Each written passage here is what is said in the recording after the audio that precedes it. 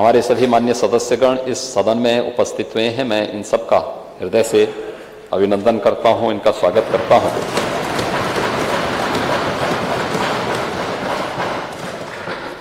और इस सदन में मैं इस बात से पूरे सदन को अवगत कराना चाहता हूं कि सरकार ने 2017 में अपना पहला बजट प्रस्तुत करते समय जो बातें कही थी, उस समय मैंने अंत्योदय के प्रणेता, महान विचारक, चिंतक पंडित दीनदयाल उपाध्याय जी की कुछ पंक्तियां इस सदन में रखी थी। और उस समय मैंने इस बात को कहा था कि अगर आज प्रधानमंत्री मोदी जी सबका साथ, सबके विकास की बात करते हैं और उसे सबके विश्वास के साथ जोड़ते हैं, तो ये अचानक नहीं है।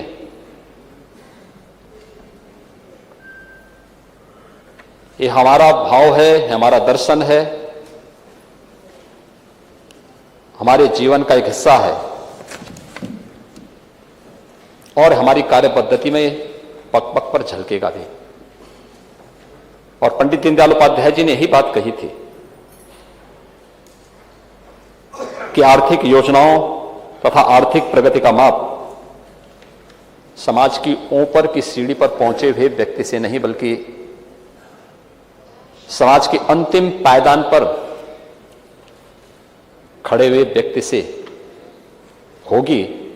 और शासन ने बिना किसी भेदभाव के अपनी योजनाओं को उन लोगों तक पहुंचाने का कार्य किया और उसके परिणाम भी आज उत्तर प्रदेश के अंदर आ रहे हैं।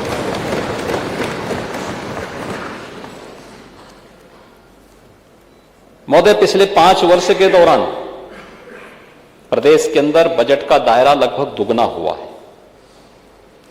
2015-16 में लगभग 2.5 लाख करोड़ रुपए का बजट आता था। 19 करोड़ की आबादी का राज्य था। 2016-17 में 3,40,000 करोड़ रुपए का बजट आया था और आज हम लगभग 6 लाख करोड़ रुपए तक बजट के दायरे को पहुंचाने में सफल हुए हैं। यानी बड़ी सोच, बड़े कार्य, तो बजट का दायरा भी बड़ा होगा। 24 करोड़ की आबादी और प्रदेश का बजट 2 लाख 3 लाख करोड़ का हो तो ऊंट के मुंह में जीरा है। और यह पहले सोच थी नहीं, संकीर्ण सोच थी। तो संकीर्ण सोच से विराटता की कल्पना नहीं की जा सकती थी। लेकिन प्रदेश के अंदर बिना किसी भेदभाव के, न जाति, न मत, न मजहब, न क्षेत्र, न भाषा, बिना किसी भेदभाव के सबका साथ, सबका विकास और सबका विश्वास, इस भाव के साथ जो कार्यक्रम किए, उसका परिणाम है कि विकास बजट का दायरा बढ़ा। महोदय, पिछले 5 वर्ष के दौरान प्रदेश के अंदर प्रति व्यक्ति आय लगभग दुगनी हुई है। 1947 से लेकर के 2017 तक प्रदेश के अंदर प्रति व्यक्ति आय में जितनी वृद्धि हुई, विगत 5 वर्ष के दौरान प्रदेश की इस विकास यात्रा में हम प्रति व्यक्ति आय को वहां तक पहुंचाने में सफल हुए हैं। प्रदेश की जीएसडीपी 5 वर्ष पहले 10 लाख 11 लाख करोड़ के आसपास थी। आज हम इसे 20-21 लाख करोड़ रुपए तक पहुंचाने में सफल हुए हैं। प्रदेश की अर्थव्यवस्था, अगर देश के अंदर हम कहते थे, कोई आता था देश के सामने, दुनिया के सामने, हमें जब प्रदेश के प्रेजेंटेशन को प्रस्तुत करने का अवसर प्राप्त होता था तो एक बात आती थी कि उत्तर प्रदेश आबादी का देश का सबसे बड़ा राज्य है, लेकिन अर्थव्यवस्था में हम कहां हैं? क्योंकि आज जिस युग में हम जी रहे हैं, अर्थव्यवस्था प्रधान व्यवस्था है। कहां हैं हम लोग? 15-16 में देश की छठी अर्थव्यवस्था थी, आबादी में नंबर 1, दंगों में नंबर 1 पर होता था। जातीय दंगे होते थे, सांप्रदायिक दंगे होते थे, भ्रष्टाचार में नंबर 1 पर था, विकास में सबसे पीछे था, गरीब कल्याण की कोई बात ही नहीं करता था, अर्थव्यवस्था में 6 नंबर पर थे। और मात्र इन 4.5 वर्षों के दौरान जो परिश्रम हुआ है, उसका परिणाम है कि उत्तर प्रदेश आज देश की नंबर 2 की अर्थव्यवस्था बनी है। देश के नंबर 2 की अर्थव्यवस्था में उत्तर प्रदेश है। ईज ऑफ डूइंग बिजनेस, यानी व्यवसाय की सुगमता, रोजगार की बड़ी बड़ी चर्चाएं कर रहे थे। मुझे आश्चर्य होता है कि रोजगार, सरकारी नौकरी के साथ साथ निजी क्षेत्र में नौजवानों की पसंदीदा कार्य उनको मिल सके, उस प्रकार के अवसर उन्हें प्राप्त हो सके, इसके लिए हमें देश और दुनिया के निवेश को आमंत्रित करने का अवसर देना था। प्रधानमंत्री जी ने 2014 में कहा था, रिफॉर्म, परफॉर्म एंड ट्रांसफॉर्म के ये 3 मंत्र दिए थे। उत्तर प्रदेश सरकार ने उसे अक्षरशः यहां लागू किया। जो रिफॉर्म किए गए उसके परिणाम सामने आए। सरकार ने जो परफॉर्म किया आज उसके परिणाम सामने आ रहे हैं। ईज ऑफ डूइंग बिजनेस, व्यवसाय की सुगमता क्या होनी चाहिए, व्यापक संशोधन किए, उस प्रकार की नीतियां बनाई गई, आज परिणाम है। देश के अंदर, अगर दुनिया के अंदर भारत निवेश का सबसे अच्छा गंतव्य है तो देश के अंदर उत्तर प्रदेश सबसे अच्छा गंतव्य बना है। ईज ऑफ डूइंग बिजनेस में 16 नंबर 2015-16 में उत्तर प्रदेश 16वें नंबर पर था और आज उत्तर प्रदेश नंबर 2 पर आ गया है। टूरिज्म में, यानी गंगा मैया की कृपा उत्तर प्रदेश पे बरसती है। महाराज भगीरथ गंगा को लेकर इसी उत्तर प्रदेश में आए थे। भगवान राम का जन्म उत्तर प्रदेश में हुआ, भगवान कृष्ण का जन्म उत्तर प्रदेश में हुआ, बाबा विश्वनाथ का धाम उत्तर प्रदेश में, तमाम शक्तिपीठ उत्तर प्रदेश में। देश की स्वाधीनता आंदोलन का केंद्र बिंदु उत्तर प्रदेश, आध्यात्मिक पर्यटन का हो या फिर उत्तर प्रदेश में इको टूरिज्म का, हेरिटेज टूरिज्म का, या फिर इस देश के अंदर देश की स्वाधीनता आंदोलन को नई दिशा देने वाला कार्य उत्तर प्रदेश की अग्रणी भूमिका रही। कभी ध्यान नहीं दिया गया। अपने नाम पे स्मारक बन रहे हैं, अपने नाम को महिमामंडित करने के प्रयास जरूर हुए। अयोध्या की तरफ लोग झांकते नहीं थे। आज तो हर व्यक्ति कह रहा है कि राम तो हमारे भी हैं।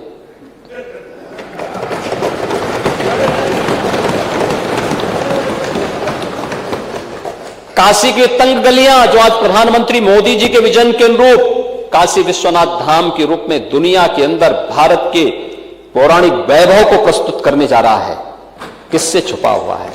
पुरातन काया में नए कलेवर के साथ काशी। ब्रज तीर्थ विकास परिषद, भगवान कृष्ण की लीला। बहुत लोग दावा कर रहे थे 2017 के पहले। लोग क्या कहते थे कि हम कंस की मूर्ति लगाएंगे, और जब हमने मानसिकता चेंज की, आज ब्रज तीर्थ विकास परिषद के माध्यम से ब्रज क्षेत्र का पूरा विकास हो रहा है। सभी स्थल तीर्थ घोषित हो चुके हैं। सभी लोगों को तो मौका मिला था, ये काम ये भी कर सकते थे, लेकिन नहीं। पहले राम, कृष्ण, शंकर, ये सभी उनके लिए सांप्रदायिक दृष्टि थी।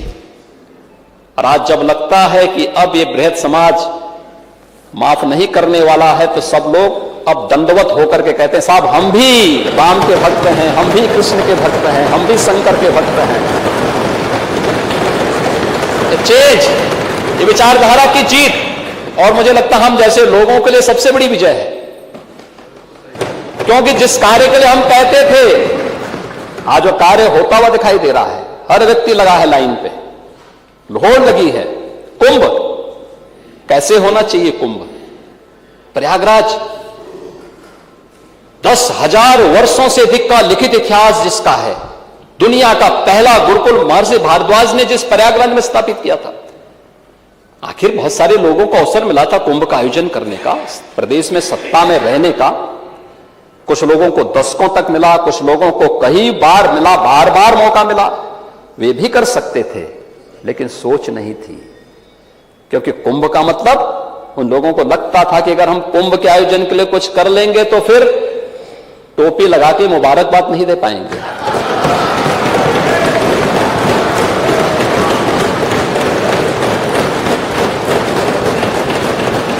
आज टोपियां उतर गई हैं सबकी, आज सब गायब, क्योंकि कुंभ ने सबको ढक दिया है, सबको डाइल्यूट कर लिया है। वैश्विक स्तर पर उत्तर प्रदेश का प्रयागराज कुंभ और मां गंगा की कृपा ऐसी, इतना सुंदर, इतना सुरक्षित, इतना सुव्यवस्थित आयोजन, 24 करोड़ श्रद्धालु एक जगह एक स्थान पर आकर के इसमें सहभागी बने, ये उत्तर प्रदेश के अंदर हुआ है। ये श्रेय भी उत्तर प्रदेश को जाता है। आज पर्यटन में उत्तर प्रदेश, हम लोग जब 2017 में आए थे चौथे पांचवें स्थान पर था, आज नंबर 1 पर है। सबसे अधिक टूरिस्ट कहीं जा रहे हैं, आ रहे हैं उत्तर प्रदेश। उत्तर प्रदेश वो भूमि है, हर व्यक्ति आता है, उसके बहुत सारे कारण हैं। सरकार की सुविधाएं हैं, सरकार के द्वारा किए गए प्रयास के कारण सुरक्षा है, सरकार के द्वारा जो नए नए प्रयास किए गए हैं, आज जो परिणाम है उत्तर प्रदेश के अंदर और ईज ऑफ लिविंग में, लोगों के जीवन की सुगमता, ये सुगमता हर एक फील्ड में, निवेशकों को सुरक्षा का माहौल देना, सेक्टोरियल पॉलिसीज के माध्यम से उनको निवेश के लिए प्रदेश के अंदर उस प्रकार का वातावरण देना, एक कॉमन मैन के लिए उस प्रकार की सुविधा प्रदेश के अंदर देना, और एक अंतिम पायदान पर बैठे हुए व्यक्ति के लिए किसी को आवास की सुविधा देना, किसी को शौचालय की सुविधा देना, किसी को निःशुल्क विद्युत कनेक्शन उपलब्ध करा देना, किसी की रोड कनेक्टिविटी दे देना, किसी को गरीब कल्याण अन्न योजना के माध्यम से उसको राशन कार्ड उपलब्ध करा देना। महोदय, हम कोरोना महामारी से जूझ रहे हैं। दुनिया के अंदर जितनी भी महामारी आई है, भगवान करे कि महामारी कहीं ना आए, लेकिन महामारी के अपने त्रासदी रही है। महामारी से, बीमारी से भी लोग मरते रहे हैं, और बीमारी से ज्यादा भूख से मौतें हुई है।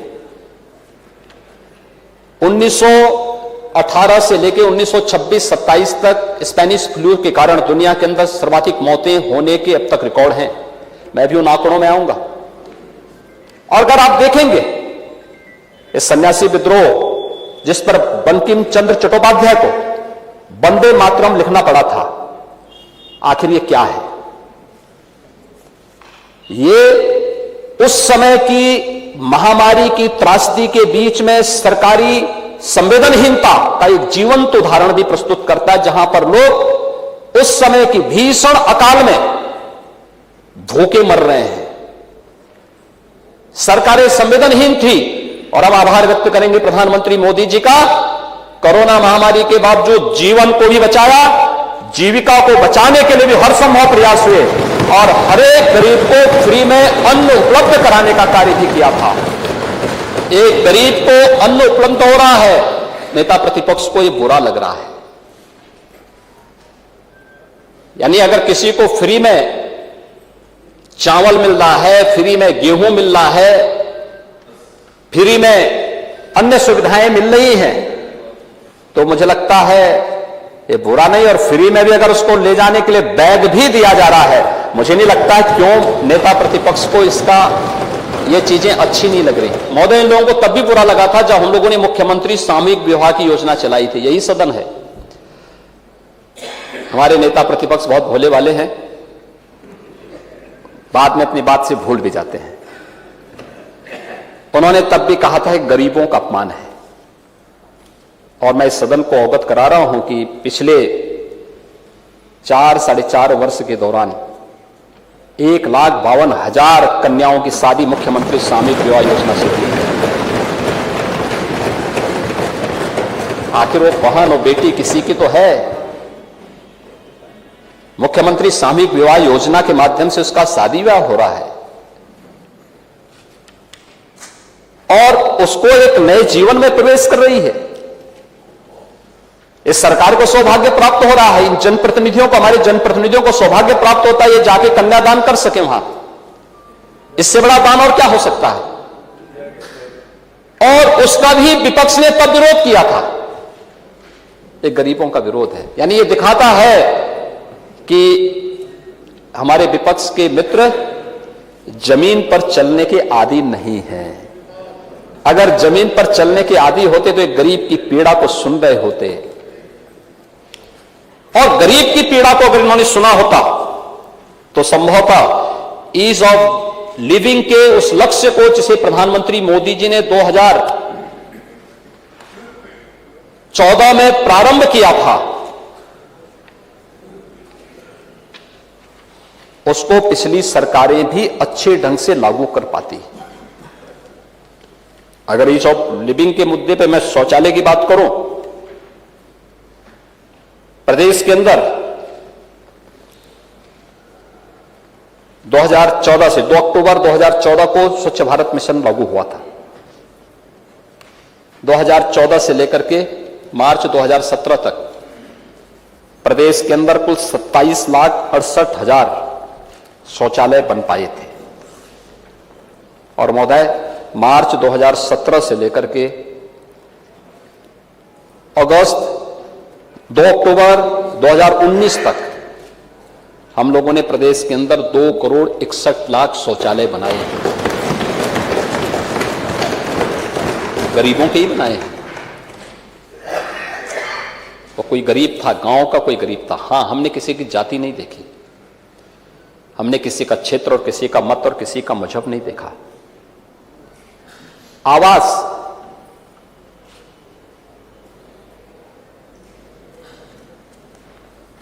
प्रधानमंत्री आवास योजना प्रारंभ होने के बाद से लेकर मार्च 2017 तक मात्र 10,000 लोगों के आवास स्वीकृत हो पाए थे, मात्र 10,000 आवास।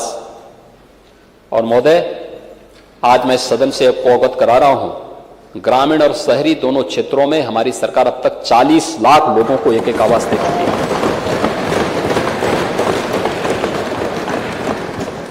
विद्युत कनेक्शन 1947 से लेकर के 2017 तक उत्तर प्रदेश में कुल 1,64,00,000 लोगों को विद्युत कनेक्शन मिले थे।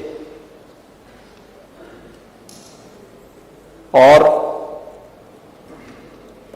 पिछले 4-4.5 वर्ष के दौरान, 4.5 वर्ष का कार्यकाल अभी पूरा नहीं हुआ है। आज हमारी सरकार को 4 वर्ष 5 महीने का कार्यकाल हमारा पूरा हुआ है। 19 अगस्त है आज। लेकिन महोदय, इस दौरान हम लोगों ने, यानी इस दौरान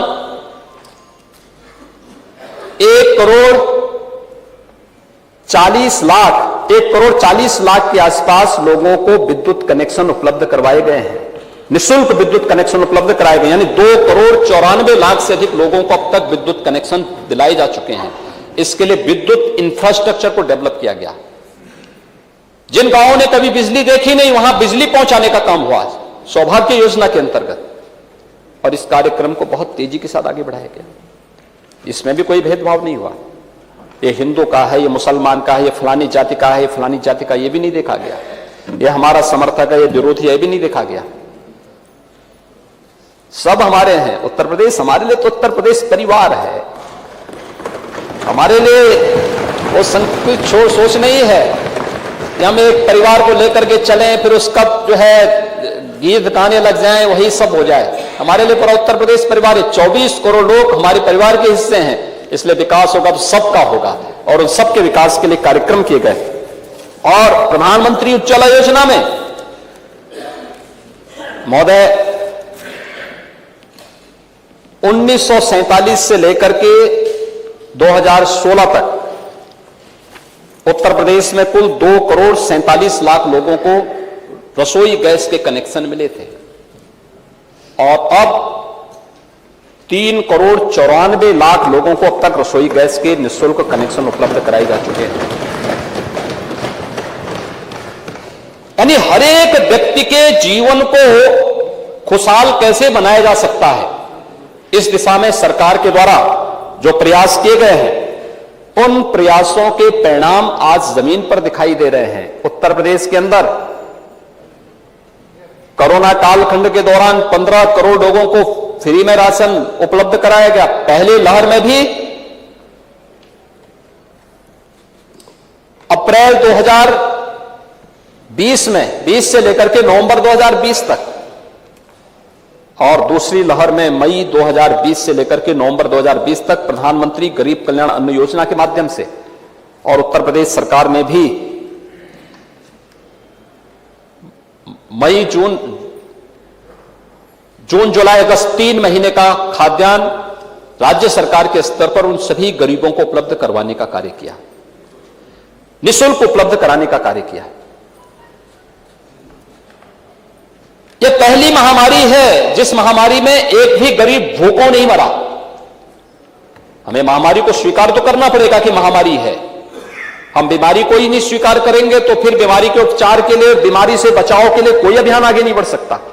हमें बीमारी को स्वीकार करना होगा और बीमारी के बचाव के प्रति जागरूकता पैदा करनी पड़ेगी, बचाव के लिए उपाय करने पड़ेंगे, सुरक्षा के लिए उस प्रकार की व्यवस्था देनी पड़ेगी, और यह हुआ भी। अगर हम लोग अभी यहां पर नेता प्रतिपक्ष अपने कुछ नए आंकड़ों के साथ आए थे, बोल रहे थे। आंकड़ों के साथ बोलते इसलिए नहीं है क्योंकि उन्हें मालूम है कि आंकड़े उनके सब झुठला दिए जाएंगे, जनता जानती है इस बात को, और इसीलिए नेता प्रतिपक्ष, मैं तो दौड़ के इसीलिए आ रहा था कि मैंने कहा क्यों इतनी हल्ला क्यों हो रहा है। नेता प्रतिपक्ष इतनी जोर से बोल रहे थे जैसे, मुझे कभी कभी वो लगता है, लेकिन सज्जन हैं, अच्छे हैं, अपनी बातों को कभी कभी भूल जाते हैं। और मैं इसीलिए बताना चाहता हूं महोदय, ये महामारी है और महामारी में हमें हर एक व्यक्ति को बचाव के सारे उपाय करने चाहिए जिससे हम प्रत्येक नागरिक के जीवन को बचा सकें।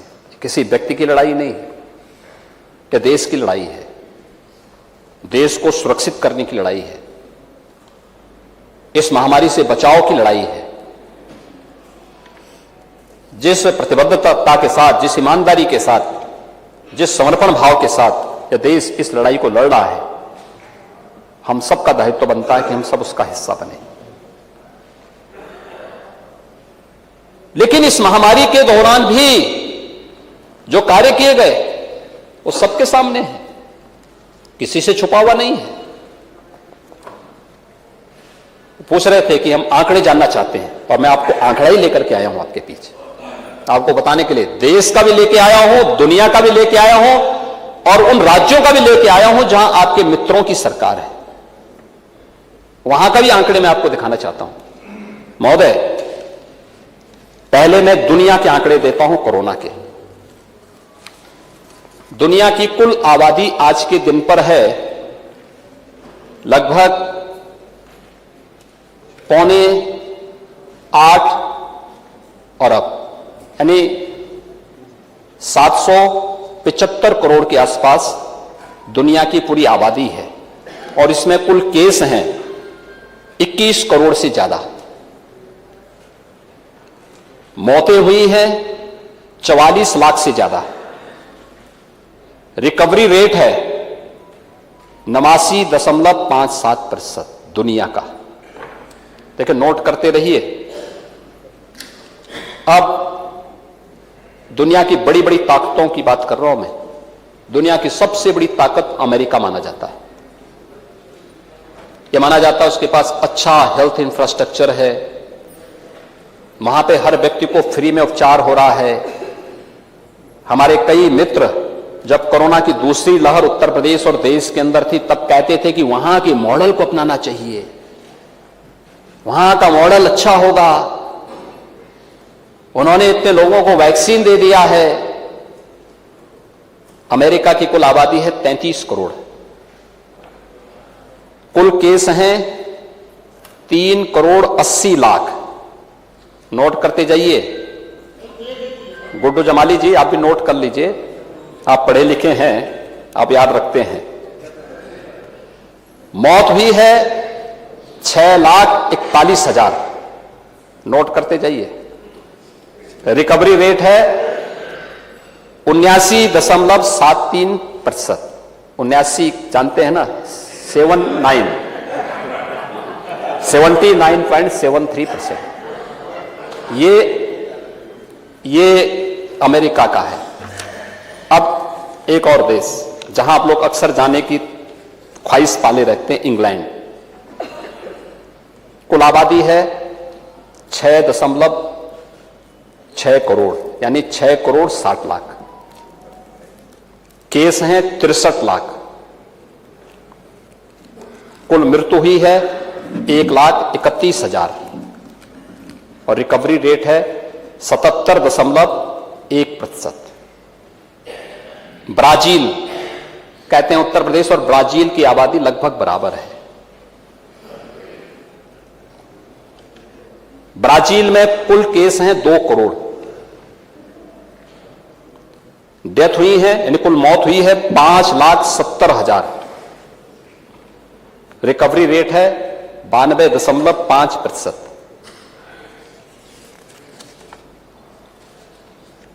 अब मैं आता हूं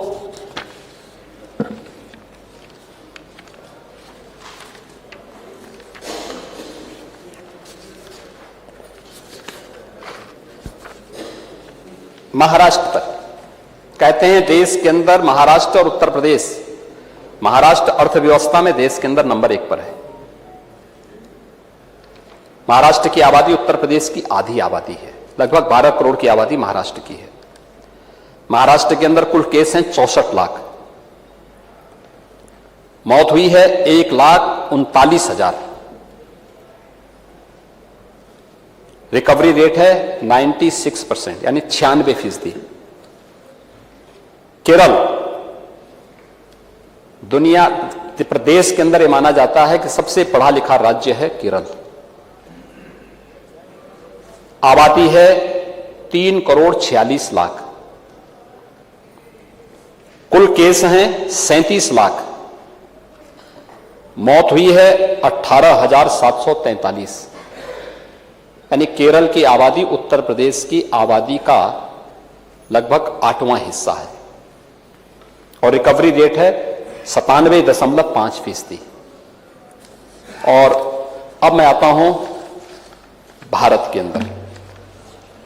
देश की कुल आबादी है 130 करोड़। कुल केस हैं 3.23 करोड़। कुल डेथ हुई हैं 4.3 यानी 4,33,000। रिकवरी रेट है 97.5%, यानी 97.5%। और महोदय अब मैं आ रहा हूं उत्तर प्रदेश पर। आबादी है 24 करोड़। कुल केस हैं यानी कुल केस कोरोना की अब तक हुए हैं 17,08,000। दोनों मिलाकर के मार्च 2017 से लेकर के अब तक कुल मौत हुई है 22,783। आज तक का डाटा दे रहा हूं। रिकवरी रेट है 98.6%। सबसे अंदर, सबसे अच्छा मैंने दुनिया का भी दिखाया है, देश का भी दिखाया है। देश के अंदर सबसे पढ़े लिखे राज्य का भी दिखाया है, सबसे प्रगतिशील राज्य का भी दिया है और उत्तर प्रदेश का भी दिया है। अब आपको अपनी उपलब्धियों पर गौरव की अनुभूति नहीं होती तो गलती मेरी नहीं है, आपकी।